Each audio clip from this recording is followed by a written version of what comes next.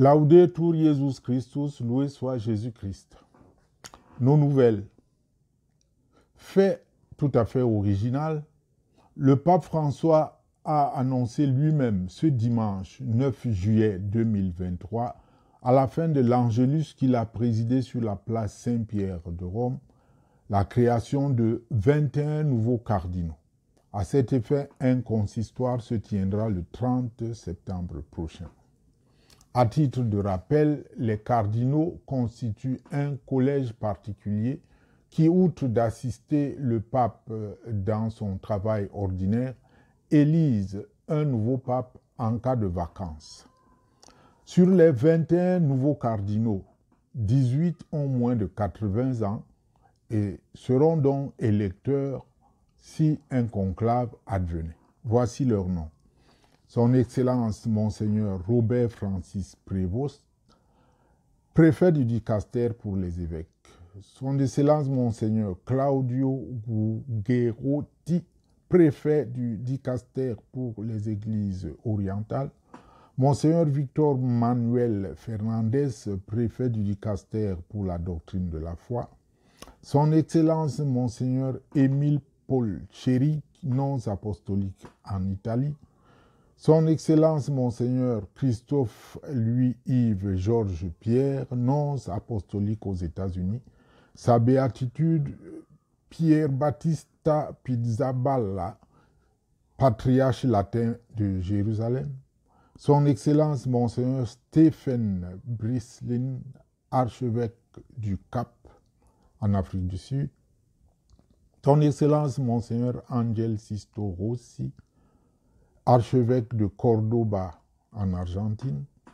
Son Excellence Monseigneur Luis-José Rueda Aparicio, archevêque de Bogota en Colombie. Son Excellence Monseigneur Grzegorz Rys, archevêque de Lodz en Pologne. Son Excellence Monseigneur Stephen Ameyu Martin Moula, archevêque de Djouba au Sud-Soudan. Son Excellence Monseigneur José Cobo Cano, archevêque de Madrid en Espagne. Son Excellence Monseigneur Protase Rugambwa, archevêque coadjuteur de Tabora en Tanzanie. Son Excellence Monseigneur Sébastien Francis, évêque de Penang en Malaisie. Son Excellence Monseigneur Stephen Cho Sao-Yan, évêque de Hong Kong.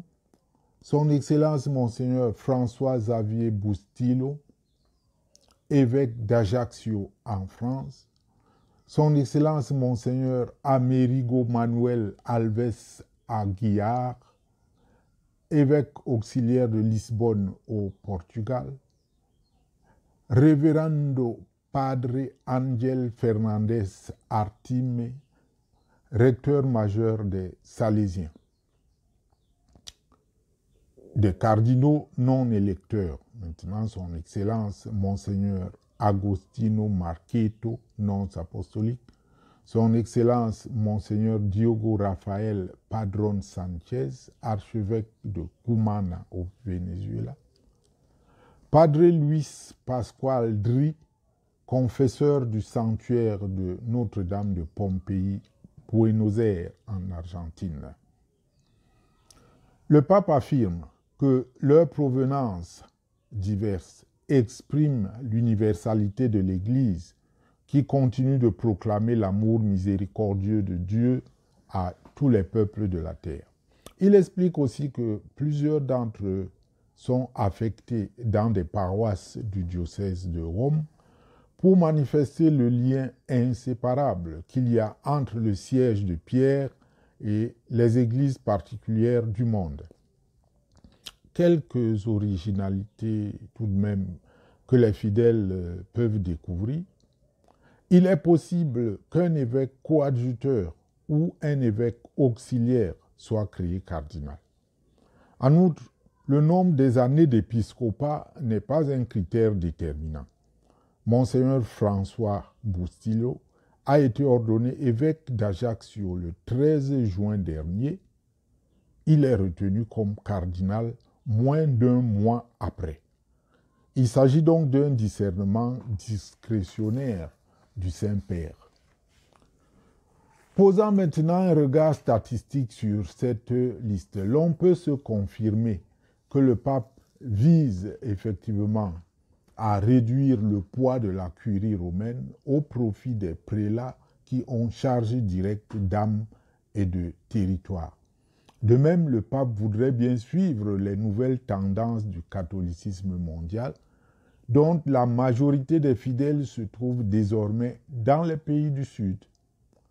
Ce ne sera donc pas étonnant que cette sensibilité soit majoritaire lors d'un consistoire électif qui risquerait fort bien de se tenir du vivant du pape François. Aimez et partagez nos nouvelles. Loué soit Jésus-Christ.